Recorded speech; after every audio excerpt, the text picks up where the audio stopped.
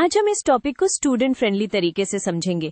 Focus ये रहेगा कि वर्ल्ड वॉर के बाद इकोनॉमी का स्ट्रक्चर कैसे बदला, फिर रिकवरी कैसे हुई और फिर ग्रेट डिप्रेशन ने सब कुछ कैसे हिला दिया। यही हमारा मेन थीम है, दोनों वर्ल्ड वॉर्स के बीच की इकोनॉमी को समझना। इस इवेंट ने इंटरवॉर पीरियड को डिफाइन किया, इसलिए इस पर एक्स्ट्रा क्लैरिटी चाहिए। सबसे पहले बिग पिक्चर।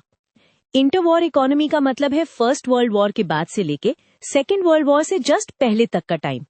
इस पीरियड में एक तरफ न्यू टेक्नोलॉजीज और प्रोडक्शन बूम आया और दूसरी तरफ सिवियर क्राइसिस भी। इसको समझने का बेस्ट तरीका है कॉज एंड इफेक्ट चेन पकड़ना। 3.1 में हम देखते हैं कि वॉर ने इकोनॉमी को कैसे ट्रांसफॉर्म किया। वॉर के टाइम गवर्नमेंट्स को ह्यूज क्वांटिटीज में वेपन्स, यूनिफॉर्म्स, फूड सप्लाई चाहिए होती है, इसलिए स्टेट का रोल सडनली बहुत बड़ा हो जाता है।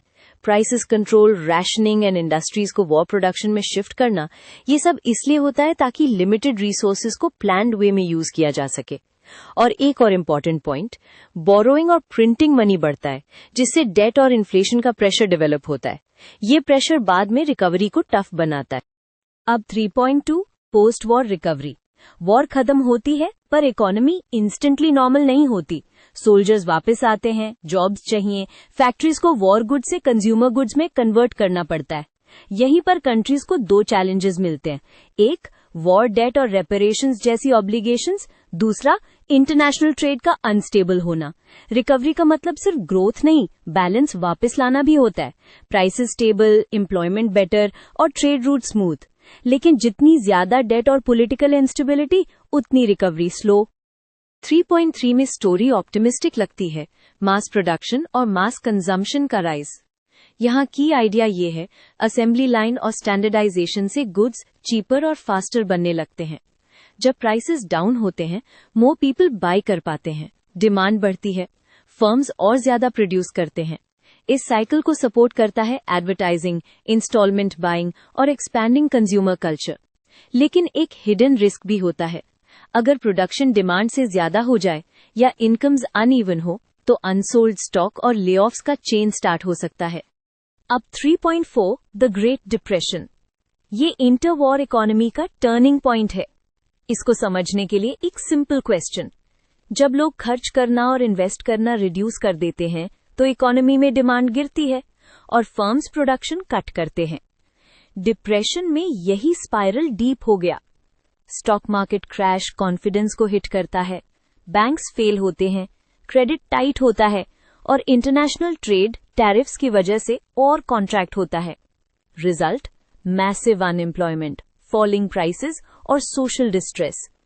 ये सिर्फ एक कंट्री का इशू नहीं था, ग्लोबल लिंकेजेस की वजह से क्राइसिस स्प्रेड हुआ। 3.5 में हम इंडिया पर फोकस करते हैं।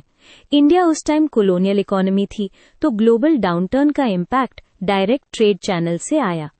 वर्ल्ड डिमांड गिरती है तो इंडियन एक्सपोर्ट्स जैसे एग्रीकल्चरल कमोडिटीज के प्राइसेस ड्रॉप होते हैं। इसका सबसे बड़ा हिट फार्मर्स को पड़ता है। Income down but many taxes और डेट्स सेम या हेवी रहते हैं। जहां प्राइसेस गिर रहे थे, वहां रियल बर्डन ऑफ डेट और टैक्सेस और पेनफुल फील होता है। कुछ सेक्टर्स को शॉर्ट टर्म बेनिफिट भी मिल सकता है, जैसे इंपोर्टेड गुड्स महंगे या स्केर्स होने पर लोकल प्रोडक्शन को push, but overall rural distress and inequality का प्रेशर बढ़ जाता है। अब लास्ट में कनेक्शन जोड़ते हैं। वॉर टाइम कंट्रोल ने डेट और डिसरप्शंस क्रिएट किए, पोस्ट वॉर रिकवरी अनइवन रही, मास प्रोडक्शन ने ग्रोथ दी पर इम्बैलेंसेस भी बिल्ड किए और ग्रेट डिप्रेशन ने उन वीकनेसेस को एक्सपोज कर दिया। इंडिया जैसे कॉलोनीज पर यह शॉक ज्यादा हार्श इसलिए था क्योंकि उनका कंट्रोल ग्लोबल प्राइसेस और पॉलिसी डिसीजंस पर कम था।